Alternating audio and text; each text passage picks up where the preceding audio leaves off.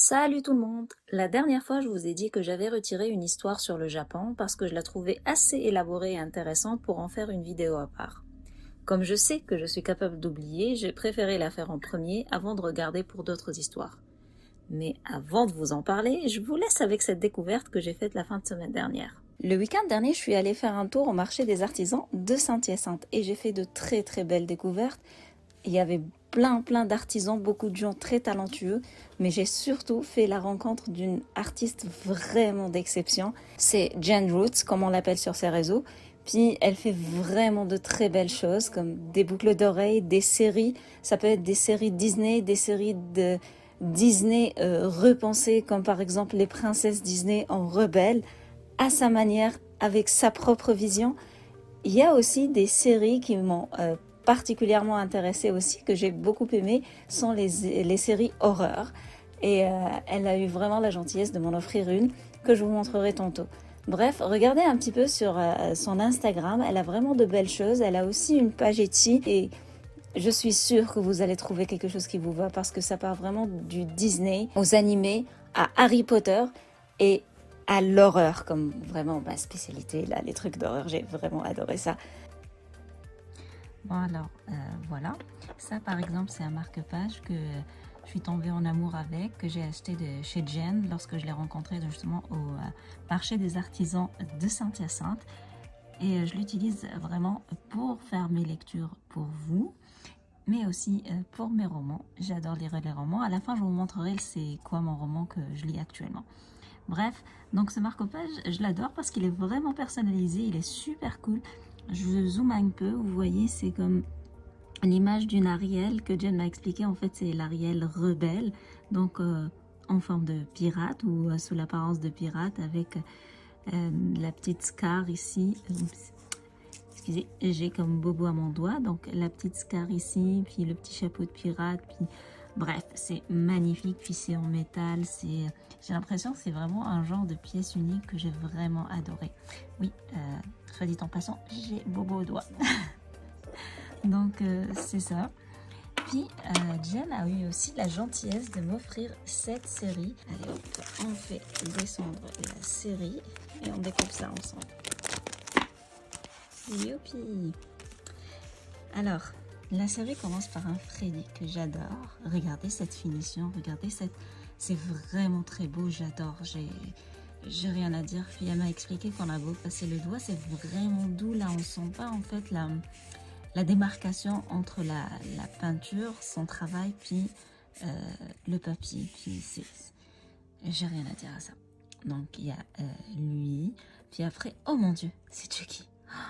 Et super beau. Good guy. Hey, Chucky. Et très bien fait le Chucky. Magnifique. Merci Jen, c'est vraiment un magnifique cadeau. Après. Oh. Oh. Jason Mayer. Halloween. Et c'est mes personnages préférés. Vous le savez probablement pas, mais je les ai tous comme fond d'écran sur mon ordi. Donc oui, le groupe Freddy, Chucky, Jason Mayer.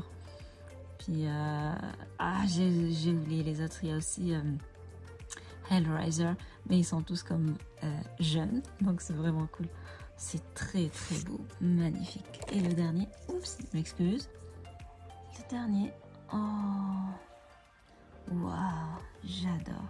C'est vraiment mes personnages préférés. C'est vraiment très beau. J'adore son travail. Je vous le dis, je suis vraiment tombée en amour avec son travail lorsque je l'ai vu au marché des artisans.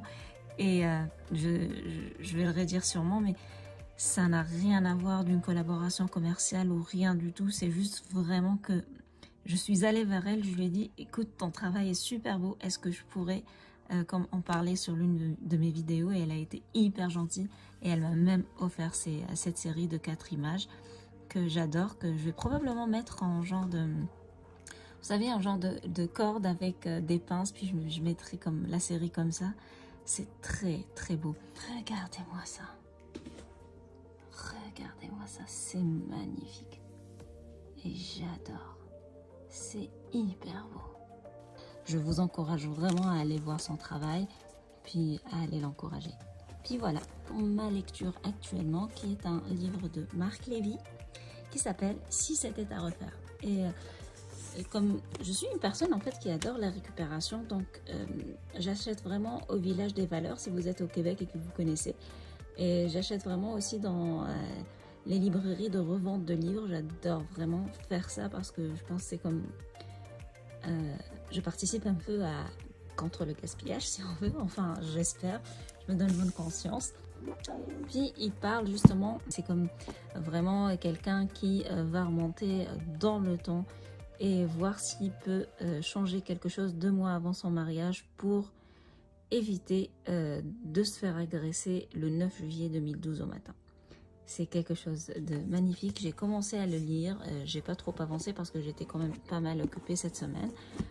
Mais avec mon livre et mon petit marque-page et tous ces cadeaux-là, je suis hyper contente. Donc, ça va être super. Bon, je vous laisse et on retourne avec la vidéo d'aujourd'hui. Je tiens à préciser que ce n'est pas une pub rémunérée, j'ai vraiment beaucoup aimé le travail de Jen et comme son art touche le côté creepy que j'aime, je lui ai demandé si je pouvais parler d'elle dans ma prochaine vidéo et elle a accepté. Alors, n'hésitez pas à aller faire un tour sur ses réseaux, toutes les infos sont dans la description.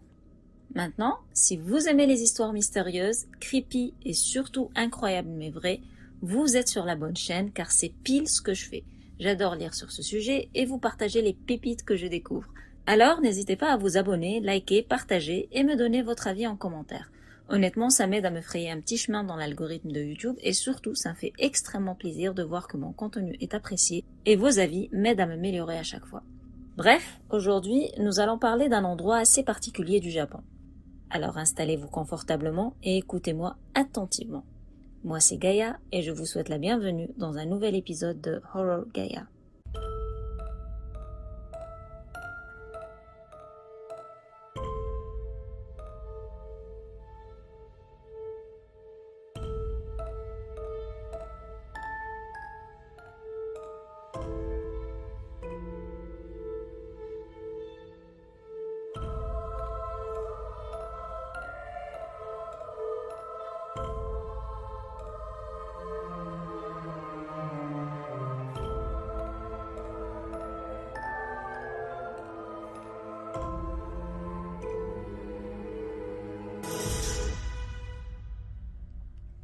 Aujourd'hui, pour ceux qui avaient regardé ma dernière vidéo, je vous ramène au Japon.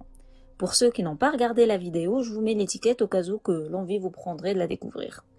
Donc je disais qu'aujourd'hui, j'aimerais vous raconter une histoire japonaise invraisemblable et vraiment creepy. Alors, donnez-moi toute votre attention. Nous sommes le 7 décembre 1988 dans la préfecture de Fukuoka. Umeyama Kuishi, un jeune homme de 20 ans, rentrait du travail. Il conduisait tranquillement sur une route de campagne. Bien que la route soit un peu isolée, c'était son itinéraire régulier et il n'avait aucune raison de s'inquiéter. Mais ce jour-là, alors qu'il attendait à un feu rouge non loin du tunnel d'Inunaki, un groupe de jeunes âgés de 16 à 19 ans sont sortis de la forêt qui s'étendait de part et d'autre de la route. Ils l'ont encerclé et lui ont ordonné de quitter sa voiture. Ils lui ont dit qu'ils avaient besoin de la voiture pour pouvoir aller chercher des filles et lui ont explicitement fait comprendre qu'il ferait mieux de ne pas résister et de déguerpir loin d'ici s'il tenait à la vie. Umeyama n'a pourtant pas été intimidé et s'est obstiné à refuser de quitter son véhicule. Il pensait être en sécurité dans sa voiture. Cependant, avant qu'il ne puisse réagir, ces jeunes ont brisé la fenêtre de sa voiture et l'ont extirpé vers l'extérieur. Ensuite, ils l'ont sauvagement tabassé puis l'ont gardé comme un genre de trophée vivant. Au bout d'un certain temps, Umeyama, qui était salement amoché, a profité d'un moment d'inattention pour s'enfuir, mais il ne s'est pas caché dans la forêt. À la place, il s'est mis à courir au bord de la route avec l'espoir qu'une voiture s'arrêterait pour lui venir en aide. Malheureusement, avec la réputation de la zone où il se trouvait et sachant qu'elle était pas mal déserte, toutes les voitures qui passaient, et elles étaient rares, et qui le voyaient dans cet état débrayé et ensanglanté, accéléraient et fuyaient. Honnêtement, à ce stade, je ne saurais pas vous expliquer la raison. Est-ce que les conducteurs le prenaient pour un fantôme ou est-ce qu'ils pensaient qu'il était utilisé comme appât pour un braquage, par exemple? Vous me direz ce que vous en pensez de votre côté d'ici la fin de la vidéo. Bref, avec personne pour le sauver et à découvert au bord de la route, il a été rapidement rattrapé par ses agresseurs qui conduisaient sa voiture. Ils l'ont embarqué de force puis l'ont conduit jusqu'au port de Kanda. Ce port est un port commercial qui donne et sur la mer du Japon et sur l'océan Pacifique. Là, les jeunes délinquants ont débarqué Umeyama tout en le ruant de coups, puis ils ont essayé de le jeter dans l'eau en pensant que, dans son état, il mourrait sûrement. Mais Umeyama avait tellement envie de survivre qu'il s'est accroché de toutes ses forces à la rambarde. Cette ténacité incroyable d'Umeyama a donné le temps au groupe de réfléchir et l'un d'eux a demandé aux autres d'arrêter cette torture car il avait peur qu'Umeyama ne meure à cause d'eux. Mais leur chef n'était pas de cet avis. Il voulait en finir avec Umeyama.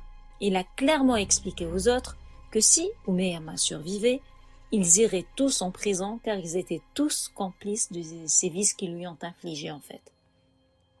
Bref, leur plan de balancer leur victime dans la flotte étant capoute, ils l'ont encore tabassé, l'ont mis dans le coffre de sa voiture et l'ont encore tabassé avec des outils du kit de secours de la voiture comme le cric ou la clé à molette par exemple. Ils l'ont tabassé jusqu'à ce qu'il perde conscience. Du coup, pensant qu'il était mort, ils ont pensé à jeter son corps dans un barrage voisin. Mais ils ont vite changé d'avis car ils se sont dit que le corps allait flotter et du coup, il allait être rapidement découvert. Donc, leur solution ultime était de cramer le corps. Comme ça, il ne pourrait pas être identifié. Ils l'ont alors conduit jusqu'au tunnel abandonné du Nunaki, ils l'ont sorti du coffre, l'ont jeté au milieu du tunnel, l'ont aspergé d'essence et y ont mis le feu. Là, la douleur provoquée par les flammes qui faisaient carrément fondre sa peau sur ses os a fait réveiller Umeyama. Ses cris de douleur ont résonné à l'intérieur du tunnel. Ils étaient si intenses et viscéraux que ses agresseurs se sont mis à reculer de terreur. Malgré la douleur et les flammes qui le rongeaient, Umeyama a saisi cette occasion pour s'enfuir, mais cette fois vers la forêt. Ses jeunes agresseurs l'ont alors poursuivi, mais il s'était bien caché. Ses agresseurs se sont alors mis à le chercher. Ils l'appelaient à sortir, le suppliaient et lui promettaient même de ne plus lui faire de mal. On aurait pensé qu'Umeyama serait resté caché à ce stade. Mais pour une raison inconnue, il les a crus et il est sorti de sa cachette. Trop crédule ce mec. Bien sûr, comme vous vous y attendez, il a été capturé de nouveau et cette fois-ci, ses ravisseurs ont pris soin de ligoter ses mains et ses pieds pour éviter une autre évasion. Ils lui ont ensuite fourré du tissu dans la bouche pour l'empêcher de crier avant de le frapper à la tête avec une grosse pierre. Bien que le coup lui a fracassé le crâne et que du sang coulait à profusion, Umeyama n'était pas mort. Il était encore conscient quand ses ravisseurs l'entraînaient sur plusieurs mètres, laissant une trace sanguinolente au sol, avant, d'encore une fois, l'asperger d'essence et l'incendier. On aurait pensé que ce second embrasement a eu raison de lui. Mais non, Umeyama était encore vivant, et malgré une douleur encore plus atroce que la première et vraiment insupportable, il a réussi à s'échapper de nouveau. Cette fois, il a couru vers le tunnel d'Inunaki. Arrivé dans ce tunnel, il s'est effondré et est mort. Ses assassins sont restés à côté de lui un moment pour être sûrs qu'il soit réellement décédé cette fois. Puis, ils sont tranquillement retournés à Fukuoka comme si de rien n'était. Le lendemain, le corps sans vie d'Umeyama a été découvert. Les restes de ses vêtements brûlés ainsi que son sang ont été retrouvés sur un garde-fou à plusieurs mètres de lui. Quelques jours plus tard, des témoins ont entendu le groupe d'ados se vanter de leurs crimes dans un bar et les ont dénoncés à la police. L'autopsie du jeune homme a été faite et a montré qu'il était mort des suites d'une hémorragie importante. Le groupe d'ados ont été tous arrêtés et condamnés à perpétuité. Et honnêtement, c'est une sentence assez clémente pour ce qu'ils ont fait, je trouve. Pour ce qui est du tunnel d'Inunaki, il a été fermé suite à cet incident tragique et cette fermeture a probablement fait que la mort d'Umeyama a été parmi les derniers incidents à survenir dans cet endroit. Cette décision de fermer le tunnel vient du fait qu'à cause de sa réputation d'endroit glauque et hanté, le tunnel d'Inunaki a souvent été utilisé par des gens très peu recommandables et pour des fins parfois très sombres. Mais il n'y a pas que le tunnel qui a cette réputation. Un village non loin du tunnel et qui porte le même nom semble tout aussi dangereux et non recommandable. D'ailleurs, la réputation de ce village viendrait d'un incident plus vieux et tout aussi sanguinaire et creepy que celui d'Umeyama, si ce n'est plus. Avant de vous raconter cette deuxième histoire, un peu de géographie s'impose, histoire de mieux se localiser quoi. Donc, le tunnel et le village d'Inunaki se trouvent dans la campagne de la préfecture de Fukuoka, plus précisément à Kyushu. Ils sont éloignés de toute civilisation et sont entourés d'une forêt assez dense et sauvage. Dans les années 70, un couple qui voyageait en voiture à Fukuoka a soudainement entendu un bruit de cliquetis provenant de leur voiture, avant que celle-ci ne tombe en rade en fait. Ils ont réussi à se garer au bord de la route et, en jetant un coup d'œil sous leur capot, ils ont constaté que le moteur était tout simplement HS. Ils étaient livrés à eux-mêmes au milieu de nulle part, juste à l'entrée du tunnel d'Inunaki. En désespoir de cause, ils se sont aperçus d'un petit passage étroit qui semble s'engouffrer dans la forêt et ont décidé d'abandonner leur voiture au bord de la route pour aller chercher de l'aide. Ils ont alors entrepris leur marche à travers ce sentier qui était étroit, sinueux et envahi par la végétation. Au bout d'un moment, ils sont tombés sur un panneau plutôt inquiétant. Ce panneau disait « La Constitution et les lois du Japon ne s'appliquent pas au-delà de ce point ». Ils étaient tous les deux confus par ce qu'ils lisaient, mais au point où ils étaient, et par là je veux dire vu qu'ils avaient vraiment besoin d'aide, ce panneau les avait en quelque sorte rassurés, car ils s'étaient dit que c'était le signe de l'existence d'une civilisation non loin. Honnêtement, à leur place, perdu ou pas, en panne ou pas, je rebrousserai mon chemin illico presto, quitte à marcher sur la route jusqu'à croiser une voiture, mais je n'irai pas demander de l'aide à la personne qui a planté ce panneau chelou. Bref, à l'inverse de moi, ils étaient donc rassurés et confiants d'avoir bientôt de l'aide. Ils ont alors continué de marcher au-delà du panneau jusqu'à tomber sur un village apparemment abandonné et en ruine. Ils se sont engouffrés dans les rues du village fantôme, désespérés de trouver n'importe quel signe de vie. Mais ils n'ont croisé personne. À mesure qu'ils avançaient dans ces rues désertes et ensablées, un sentiment de malaise et d'inquiétude a commencé à les envahir. Ils se sentaient comme épiés, ou je dirais plus traqués. Ce sentiment était si intense qu'ils ont fini par décider de repartir à leur voiture. Ils ont alors commencé à marcher rapidement en sens inverse. Et juste au moment où ils sortaient enfin du village, ils ont entendu un bruit provenant d'une maison juste derrière eux. C'était la maison qui était la plus proche de là où ils étaient en fait. Envahis de peur, ils se sont tous les deux retournés lentement en craignant ce qu'ils allaient découvrir. Mais finalement, leurs traits se sont rapidement éclaircis lorsqu'ils ont vu un homme sortir sur le porche de la maison. Complètement soulagé et content, le couple s'est empressé d'aller à sa rencontre. Avec un grand sourire béat, l'homme leur a souhaité la bienvenue au village avant de leur trancher la gorge avec une faucille qu'il tenait à la main. Son mouvement a été si brusque et rapide qu'aucune des deux malheureuses victimes n'a eu le temps de réagir. Les habitants du village d'Inunaki n'aiment pas les visiteurs.